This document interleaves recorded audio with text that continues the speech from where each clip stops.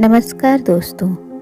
आज की कहानी सिर्फ कहानी ना होकर लेखक का आंखों देखा अनुभव है। माँ केवल माँ है, उसको मरने से पहले ना मारें। कल रात एक ऐसा वाक़या हुआ जिसने वेद जी की ज़िंदगी के कई पहलुओं को छू लिया। करीब 7 बजे होंगे, शाम को मोबाइल बजा। उठाया तो उधर से रोने की आवाज़ आई।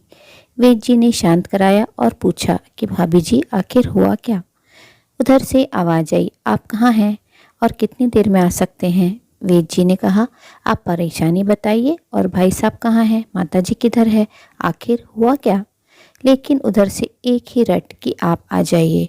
उन्होंने आश्वासन दिया कि कम से कम 1 घंटा पहुंचने में लगेगा। जैसे तैसे घबराहट में पहुंचा, देखा तो भाई साहब वेद जी के मित्र जो जज हैं सामने बैठे हुए हैं। भाभी जी रोना चीखना कर रही हैं। 12 साल का बेटा भी परेशान है, 9 साल की बेटी भी कुछ नहीं कह पा रही है। वेद जी ने जज साहब से पूछा कि आखिर क्या बात है। जज साहब कोई जवाब नहीं दे रहे थे और भाभी जी ने कहा, ये देखिए तलाक के पेपर, ये कोर्ट से तैयार करा के लाए हैं, मुझे तलाक देना चाहते हैं। वेद जी ने पूछा, ये कैसे हो सकता है, इतनी अच्छी फैमिली है, 2 बच्चे हैं, सब कुछ सेटल्ड है। प्रथम दृष्टि में वेद जी को लगा ये मजाक है, लेकिन वेद जी ने बच्चों से पूछा, दादी किधर हैं। बच्चों ने बताया, पापा ने उन्हें 3 दिन पहले वृद्धाश्रम में शिफ्ट कर दिया है। वेद जी ने घर के नौकर से कहा, मुझे और भाई साहब को चाय पिलाओ। कुछ देर में चाय आई। भाई साहब को बहुत कोशिशें की चाय पिलाने की, लेकिन उन्होंने नहीं पी और कुछ ही देर में वो एक मासूम बच्चे की तरह फूट फूट कर रोने लगे। बोले, मैंने 3 दिन से कुछ भी नहीं खाया है। मैं अपनी 61 साल की माँ को कुछ लोगों के हवाले करके आया हूँ। पिछले साल से मेरे घर में उनके लिए इतनी मुसीबतें हो गई कि पत्नी ने कसम खा ली कि मैं माँ जी का ध्यान नहीं रख सकती। ना तो ये उनसे बात करती थी, ना ही मेरे बच्चे बात करते थे। रोज़ मेरे कोर्ट से आने के बाद माँ खूब रोती थी। नौकर तक भी अपनी मनमानी से व्यवहार करते थे। माँ ने 10 दिन पहले बोल दिया, बेटा तू मुझे ओल्ड एज होम में शिफ्ट कर दे। मैंने बहुत कोशिशें की पूरी फैमिली को समझाने की, लेकिन किसी ने माँ से सीधे मुंह बात तक नहीं की। जब मैं 2 साल का था तब पापा की मृत्यु हो गई थी। दूसरों के घरों में काम करके मुझे पढ़ाया, मुझे इस काबिल बनाया कि आज मैं जज हूँ। लोग बताते हैं माँ कभी दूसरों के घरों में काम करते वक्त भी मुझे अकेला नहीं छोड़ती थी। उस माँ को मैं ओल्ड एज होम में शिफ्ट करके आया हूँ। पिछले 3 दिनों से मैं अपनी माँ के एक एक दुख को याद करके तड़प रहा हूँ, जो उसने केवल मेरे लिए उठाए। मुझे आज भी याद है जब मैं 10th की परीक्षा में अपेयर होने वाला था, माँ मेरे साथ रात रात भर बैठी रहती। एक बार माँ को बहुत फीवर हुआ, मैं तभी स्कूल से आया था। उसका शरीर गर्म था, तप रहा था। मैंने कहा, माँ तुझे फीवर है। हंसते हुए बोली, अभी खाना बना रही थी इसलिए गर्म है। लोगों से उधार मांगकर मुझे दिल्ली विश्वविद्यालय से LLB तक पढ़ाया। मुझे ट्यूशन तक नहीं पढ़ाने देती थी कि कहीं मेरा टाइम खराब ना हो जाए। कहते कहते रोने लगे और बोले, जब ऐसी माँ के हम नहीं हो सके तो हम अपने बीवी और बच्चों के क्या होंगे। हम जिनके शरीर के टुकड़े हैं, आज हम उनको ऐसे लोगों के हवाले कराए जो उनकी आदत, उनकी बीमारी, उनके बारे में कुछ भी नहीं जानते। जब मैं ऐसी माँ के लिए कुछ नहीं कर सकता तो मैं किसी और के लिए भला क्या कर सकता हूँ। आज़ादी अगर इतनी प्यारी है और माँ इतनी बोझ लग रही है तो मैं पूरी आज़ादी देना चाहता हूँ। जब मैं बिना बाप के पल गया तो ये बच्चे भी पल जाएंगे, इसलिए मैं तलाक देना चाहता हूँ। सारी प्रॉपर्टी इन लोगों के हवाले करके उस ओल्ड एज होम में रहूँगा। कम से कम मैं माँ के साथ रह सकता हूँ। और अगर इतना सब कुछ करके माँ आश्रम में रहने के लिए मजबूर है तो एक दिन मुझे भी आखिर जाना ही पड़ेगा।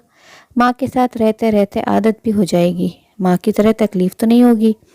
जितना बोलते उससे भी ज़्यादा रो रहे थे। बातें करते करते रात के 12:30 हो गए। मैंने भाभी जी के चेहरे को देखा, उनके भाव भी प्रायश्चित और ग्लानि से भरे हुए थे। मैंने ड्राइवर से कहा, अभी हम लोग ओल्ड एज होम जाएंगे।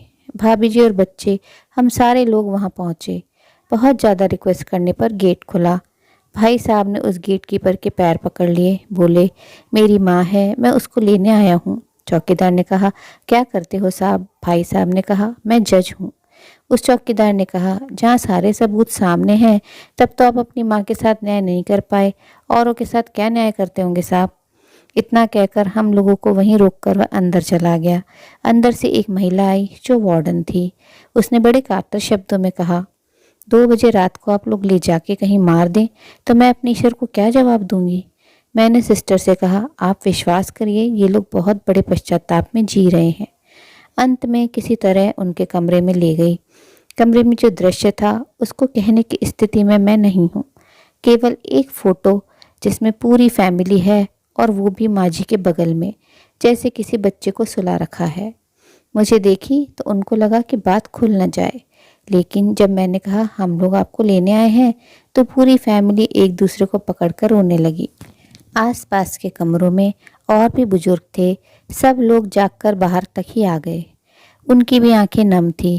कुछ समय के बाद चलने की तैयारी हुई। पूरे आश्रम के लोग बाहर तक आए। किसी तरह हम लोग आश्रम के लोगों को छोड़ पाए। सब लोग इस आशा से देख रहे थे कि शायद उनको भी कोई लेने आए। रास्ते भर बच्चे और भाभी जी तो शांत रहे, लेकिन भाई साहब और माता जी एक दूसरे की भावनाओं को अपने पुराने रिश्ते पर बिठा रहे थे। घर आते आते करीब 3:45 हो गया। भाभी जी भी अपनी खुशी की चाबी कहाँ है ये समझ गई थी। वेद जी भी चल दिए, लेकिन रास्ते भर वो सारी बातें और दृश्य घूमते रहे। माँ केवल माँ है, उसको मरने से पहले ना मारें। माँ हमारी ताकत है, उसे बेसहारा ना होने दें। अगर वह कमज़ोर हो गई तो हमारी संस्कृति की रीढ़ कमज़ोर हो जाएगी। बिना रीढ़ का समाज कैसा होता है किसी से छुपा नहीं। अगर आपके परिचित परिवार में ऐसी कोई समस्या हो तो उसको ये ज़रूर पढ़ाएं, बात को प्रभावी ढंग से समझाएं। कुछ भी करें, लेकिन हमारी जननी को बेसहारा बेघर ना होने दें। अगर माँ की आंख से आंसू गिर गया तो ये कर्ज कई जन्मों तक रहेगा। यकीन मानना सब होगा तुम्हारे पास, पर सुकून नहीं होगा। सुकून सिर्फ माँ के आंचल में होता है। उस आंचल को बिखरने मत देना।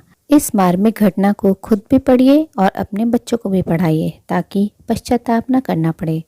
उम्मीद है कहानी पसंद आई होगी। कहानी अच्छी लगी तो अपनी राय कमेंट बॉक्स में ज़रूर साझा करें और अपने मित्रों और प्रियजनों के साथ भी शेयर ज़रूर करें। आपसे अनुरोध है, अगर आप चैनल पर नए हैं तो ऐसे ही नई नई जीवन से जुड़ी कहानियाँ सुनते रहने के लिए चैनल को सब्सक्राइब ज़रूर करें। कहानी अंत तक सुनने के लिए आप सभी का दिल से बहुत बहुत शुक्रिया। तो फिर मिलते हैं मेरी अगली कहानी में। तब तक के लिए आप लोग अपना ध्यान रखिए, खुश रहिए, ऐसी ही कहानियाँ सुनते रहिए।